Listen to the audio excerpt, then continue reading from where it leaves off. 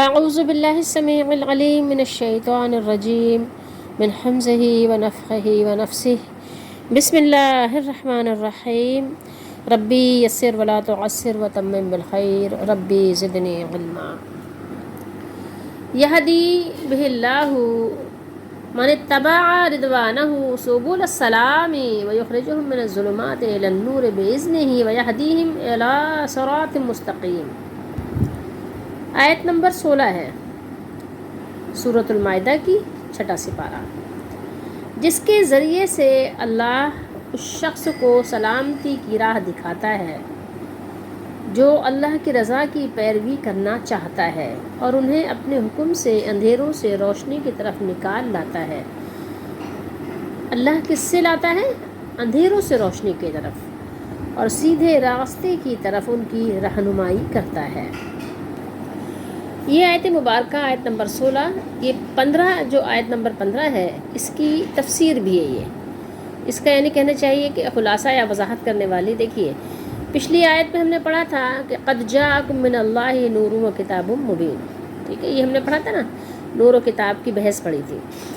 اب دیکھیے یہاں پر اللہ تعالیٰ نے فرمایا بہ اللہ، یہ ہی ضمیر جو ہے ٹھیک ہے کسی ایک کی ہی طرف منسوب ہو سکتی ہے، یا تو کتاب مبین کی طرف یا نور کی طرف، اور اگر یہ دونوں کو الگ الگ آپ کریں گے تو پھر یہاں پہ آپ کو بے ہی نہیں پڑھنا پڑے گا، پھر آپ کو کیا پڑھنا پڑے گا؟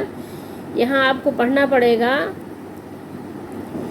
یہدی بہم اللہ، کیونکہ یہ تثنیہ اگر آپ ان دو کو الگ الگ کریں گے ٹھیک ہے تو یہ یہاں پہ پھر یہ تثنیہ جو ہے یہ دونوں کی طرف منسوب ہوگا۔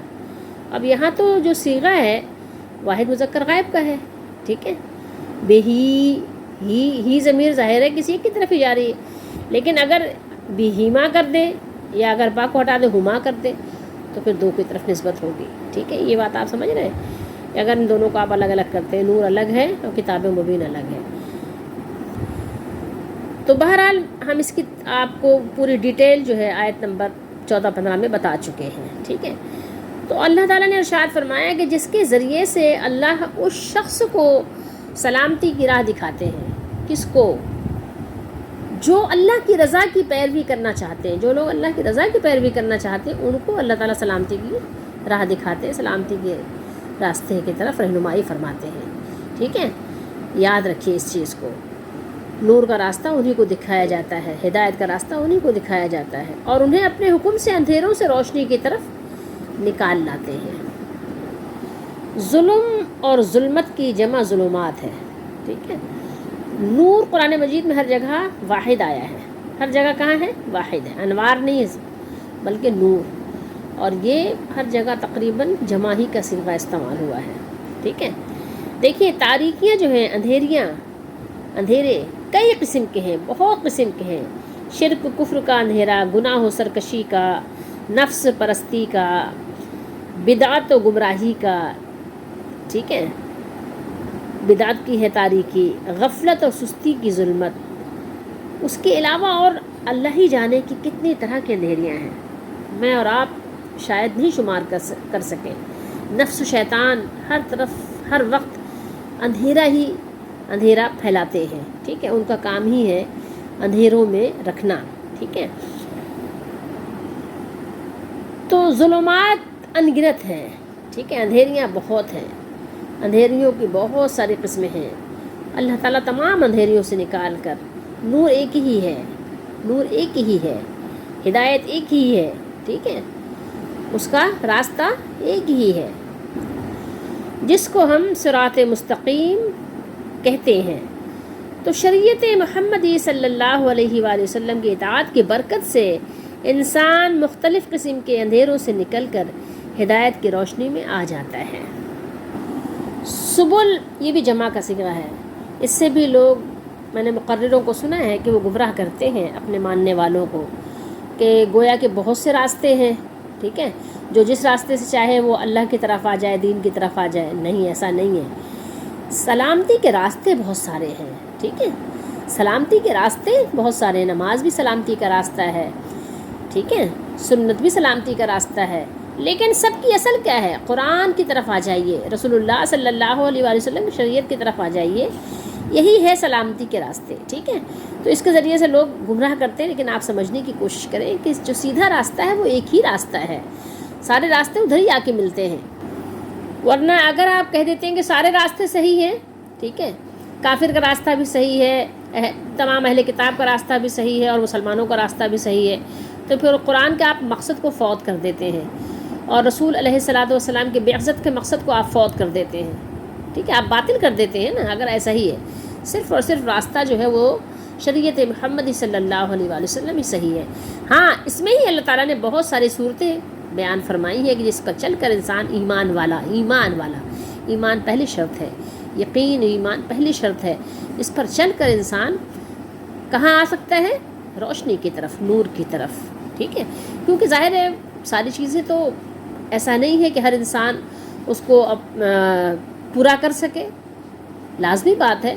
تو جس نے بھی اللہ کی رسی کو، قرآن کو تھام لیا، نبی کریم صلی اللہ علیہ وآلہ وسلم کو، سنت کو تھام لیا، تو بس وہ سمجھ لیں کہ تمام راستوں کو اس نے عبور کر لیا، طے کر لیا، پھر آ گیا وہ سلامتی کے راستے کی طرف، اللہ نے اس کو نکال لیا.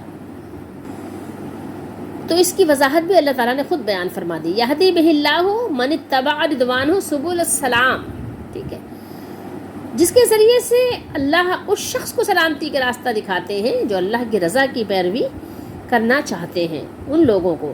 یعنی یہاں کیا بات ہے؟ اخلاص نیت کی اہمیت کو واضح فرمایا کہ جو لوگ مخلص ہو کر اللہ کی رضا چاہنے کے لیے نیک عمل کرتے ہیں، ان کی دستگیری اللہ تعالیٰ خود فرماتے ہیں، ان کی رہنمائی اللہ تعالیٰ خود فرماتے ہیں، ٹھیک ہے. جن کے دلوں میں اللہ کی رضا کی سچی طلب ہو، ان کو سبل السلام کے راستے پر ڈال دیا جاتا ہے، جن پر چلنے سے انسان دنیا اور آخرت میں ناکامی سے بچ جاتا ہے اور لفزش اور بھٹک جانے کا خطرہ کم ہو جاتا ہے، ٹل جاتا ہے.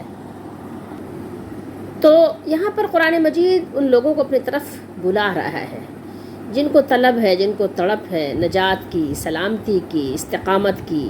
تو وہ راستہ دکھا رہا ہے قرآن. اللہ نے کتاب بھیج دی ہے، کتاب بھیج کر احسان فرما دیا، اور اپنے حکم سے اللہ تعالیٰ اندھیروں سے نکال کر روشنی کی طرف لے جاتے ہیں اور سیدھے راستے پہ چلاتے ہیں.